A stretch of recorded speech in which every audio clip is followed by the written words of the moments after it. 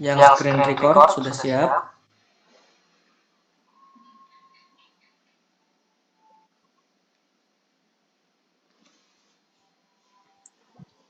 Kalau sudah siap semua, yang screen record sudah siap, boleh langsung dimulai aja untuk moderator kelompok 3.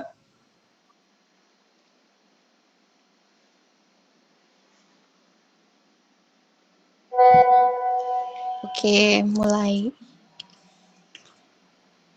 Assalamualaikum warahmatullahi wabarakatuh.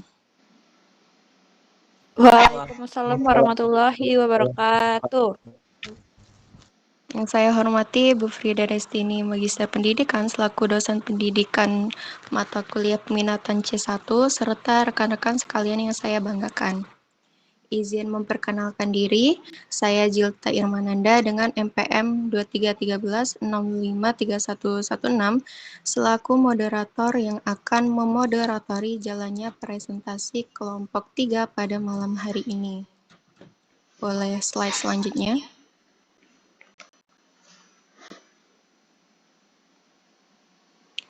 Baik, di sini tentunya saya tidak sendiri. Saya bersama rekan-rekan saya yang beranggotakan ada Eva Melinsi, ada Nia Sartikaningsi, ada Pasca Deswita Manalu, Revita Sari, dan saya sendiri, Jelita Irmananda. Lalu ada Zahrotul Nabila dan Asri Selvia Asani. Baik, slide selanjutnya. Baik, untuk menyingkat waktu presentasi pada malam hari ini, untuk materi yang pertama akan dijelaskan kepada pemateri yang pertama. Kepadanya saya silakan.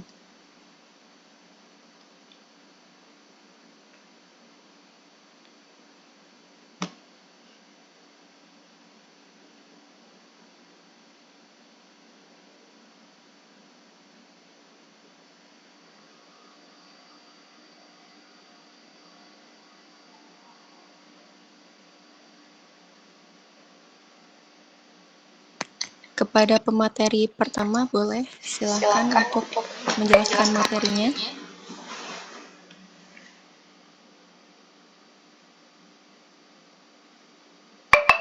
Oke, mohon maaf. Sini saya akan menjelaskan materi yang pertama, yaitu apa itu laboratorium komputer. Laboratorium komputer adalah ruang khusus yang digunakan untuk kegiatan pembelajaran, praktik, dan pelatihan berbasis komputer.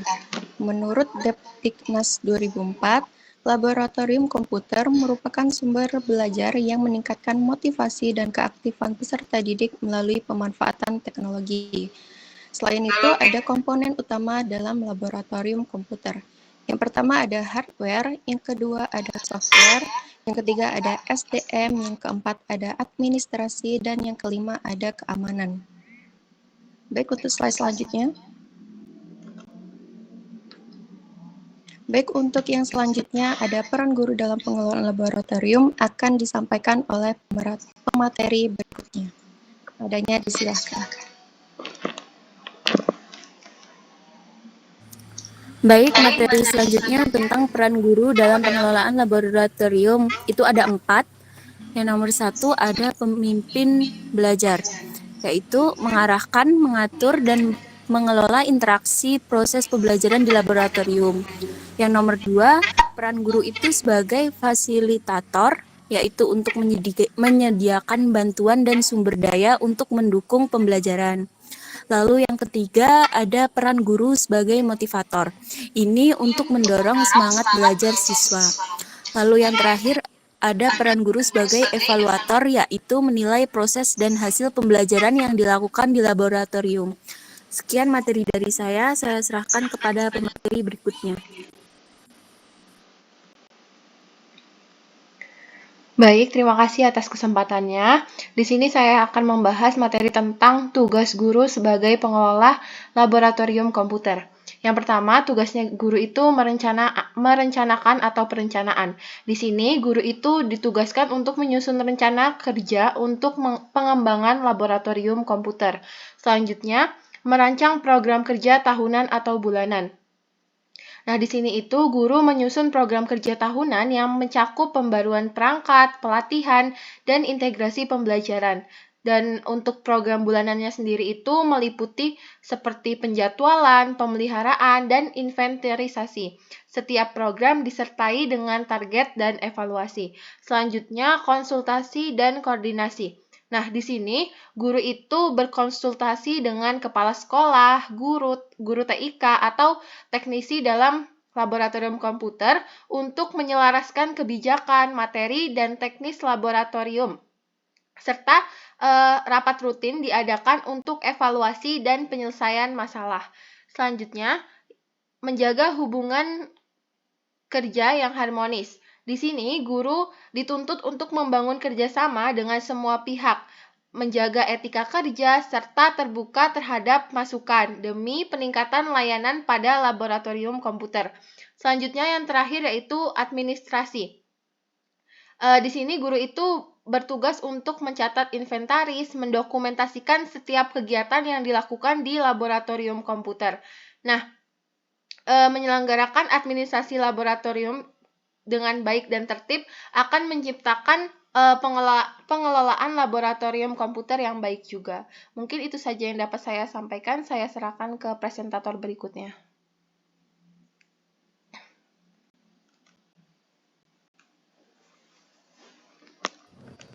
Baik, izin menyampaikan materi selanjutnya.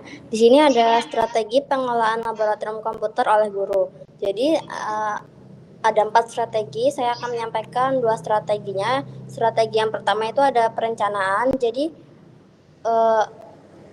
dengan penjadwalan penggunaan laboratorium secara bergilir antar kelas, kemudian integrasi kegiatan laboratorium dalam RPP atau rencana pelaksanaan pembelajaran, kemudian juga bisa merencanakan kegiatan pelatihan komputer secara berkala untuk meningkatkan keterampilan dasar siswa dalam teknologi informasi. Nah, guru juga bisa memiliki strategi pengorganisasian, yaitu menyusun pembagian waktu pemakaian laboratorium antar mata pelajaran, kemudian mengatur kelompok siswa dalam sesi praktik agar penggunaan perangkat lebih efisien, dan bekerja sama dengan teknisi atau petugas laboratorium untuk memastikan kesiapan alat sebelum pembelajaran berlangsung. Mungkin sekian dari materi saya serahkan ke pemateri selanjutnya.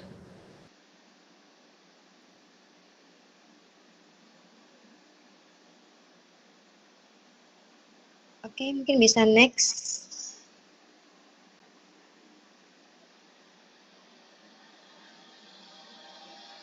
Apakah suara saya terdengar? Terdengar. Oke, mungkin PPT-nya bisa next. Atau sinyal aku ya?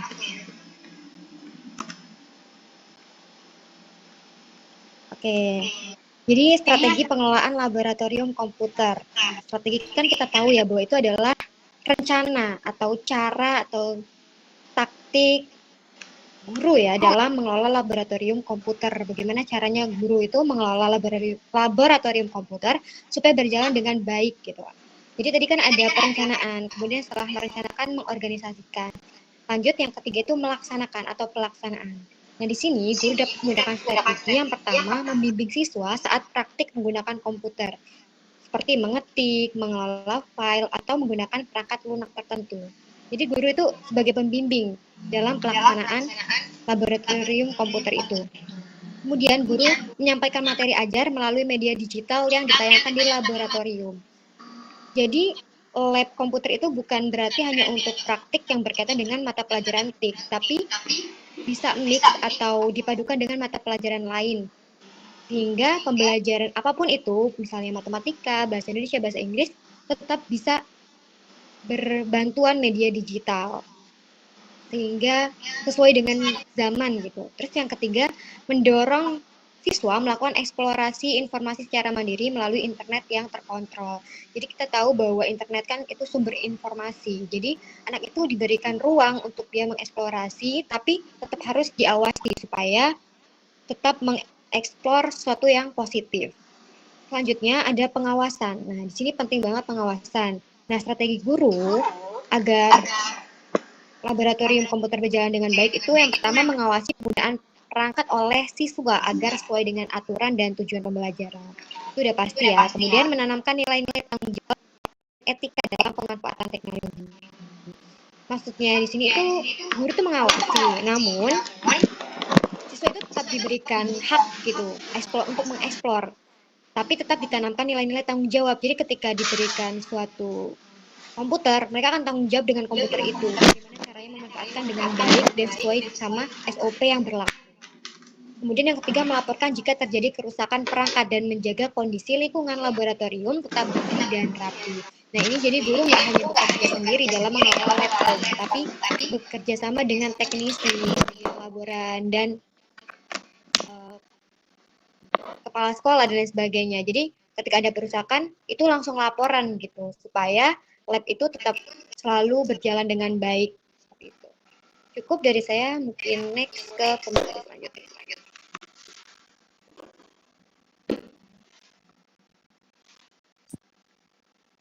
Baik, terima kasih atas kesempatan yang diberikan kepada saya. Di sini saya akan melanjutkan materi mengenai dampak pengelolaan laboratorium terhadap peningkatan pembelajaran. Pengelolaan laboratorium komputer yang efektif oleh guru memberikan dampak positif tentunya terhadap proses dan hasil pembelajaran. Nah, dampaknya itu yang pertama adalah peningkatan kualitas pembelajaran.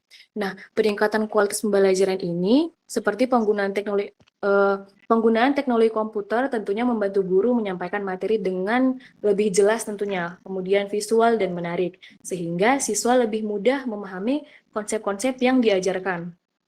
Kemudian yang berikutnya adalah meningkatkan minat dan partisipasi siswa.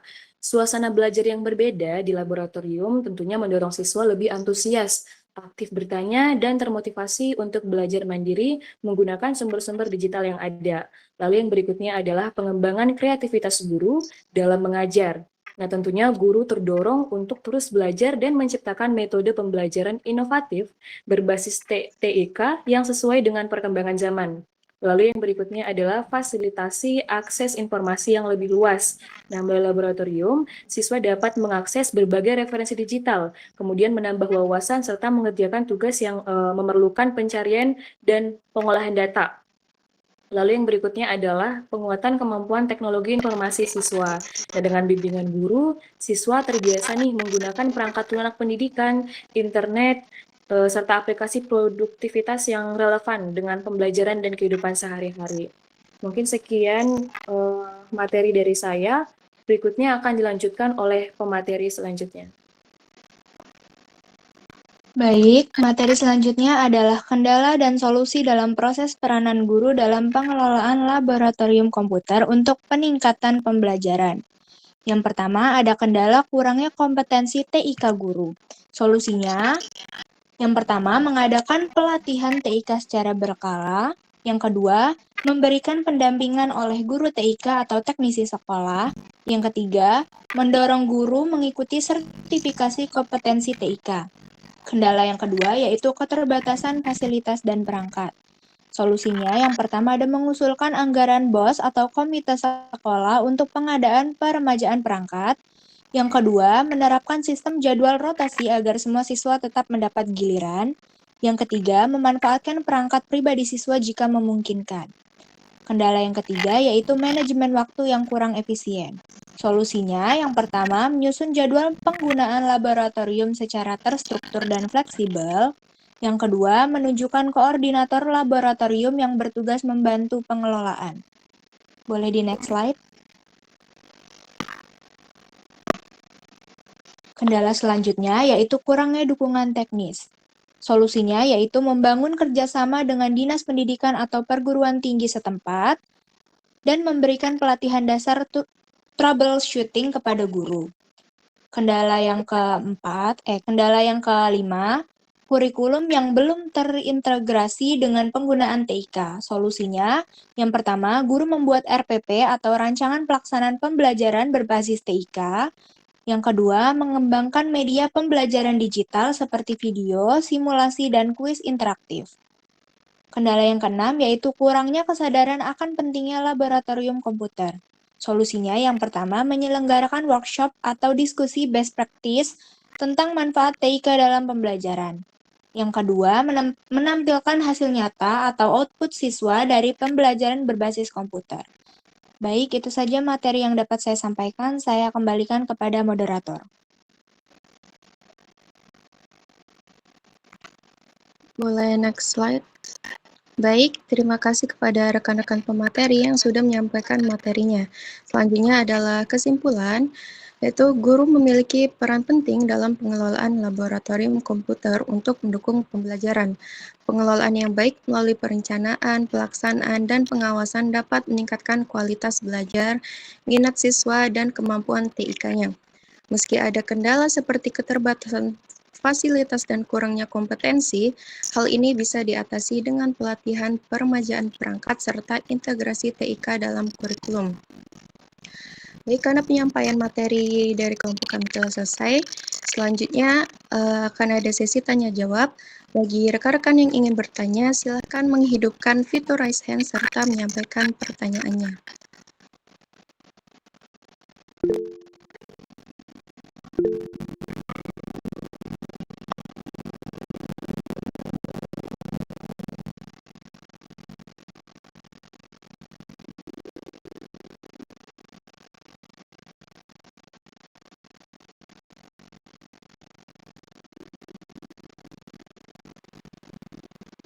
Baik, kepada rekan Astri, silakan untuk menyampaikan pertanyaannya.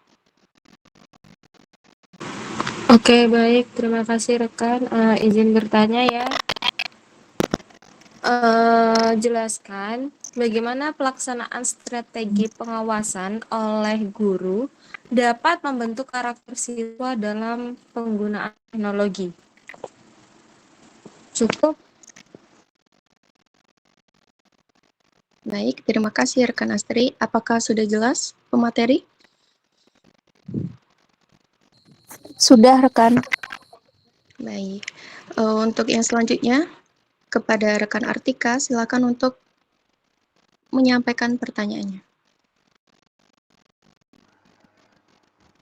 Baik, terima kasih kepada moderator atas kesempatannya.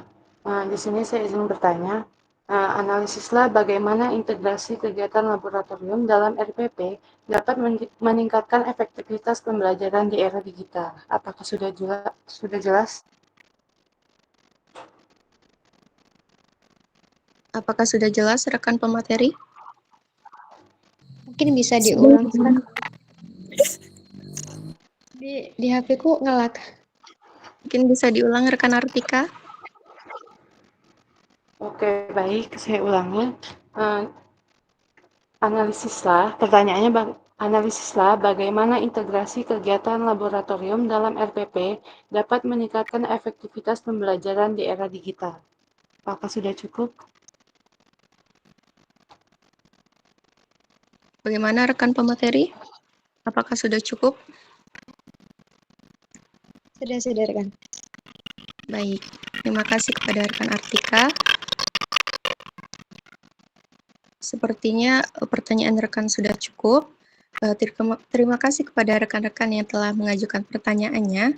Mohon berikan kami sedikit waktu untuk mendiskusikan jawaban dari pertanyaan rekan-rekan sekalian.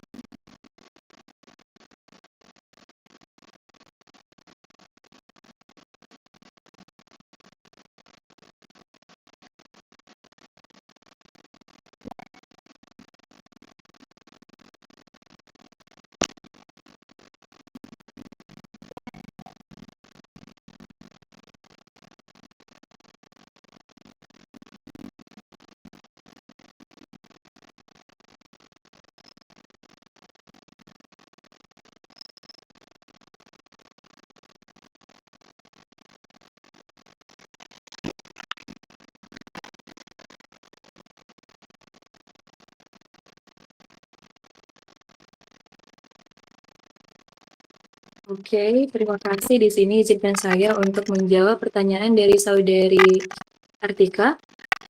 Izin mengulas kembali pertanyaannya tadi. Pertanyaannya yaitu menganalisis ya, bagaimana integrasi kegiatan laboratorium dalam RPP dapat meningkatkan efektivitas pembelajaran di era digital. Apakah betul? Oke, ini sudah betul ya. Izin menjawab saudari Artika, integrasi kegiatan laboratorium dalam RPP memungkinkan guru merancang pembelajaran yang lebih kontekstual, interaktif, dan berbasis praktik langsung tentunya. Nah, hal ini membantu siswa menghubungkan teori dengan aplikasi nyata menggunakan teknologi. Nah, selain itu, kegiatan di laboratorium memfasilitasi pembelajaran yang bersifat kolaboratif dan eksploratif, yang sesuai dengan kebutuhan abad 21. Nah, dengan demikian, pembelajaran menjadi lebih menarik, relevan, dan meningkatkan pemahaman konsep secara mendalam. Bagaimana saudari Artika, apakah jawaban saya sudah cukup? Atau ada mungkin teman-teman yang ingin menambahkan? Baik, sudah cukup. Terima kasih. Sama-sama. Untuk pertanyaan berikutnya akan dijawab oleh rekan saya. Kepada rekan saya dipersilahkan. Baik, di sini saya akan menjawab pertanyaan dari Astri. Tadi pertanyaannya adalah jelaskan bagaimana pelaksanaan strategi pengawasan oleh guru dapat membentuk karakter siswa dalam penggunaan teknologi. Apakah benar, rekan Astri?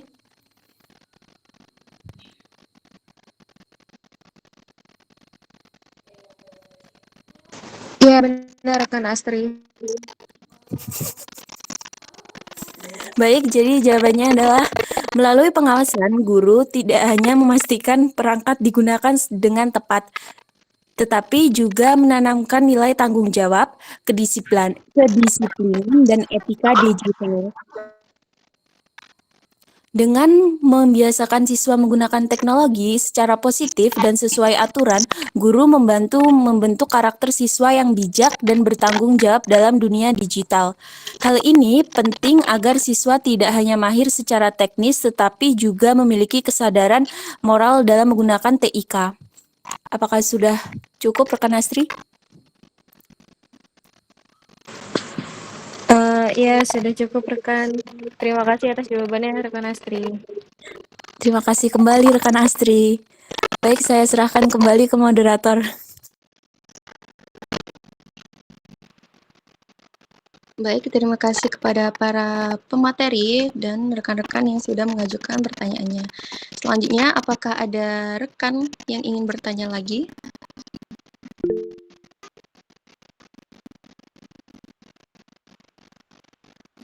Baik, kepada rekan Winnie, silakan untuk menyampaikan pertanyaannya.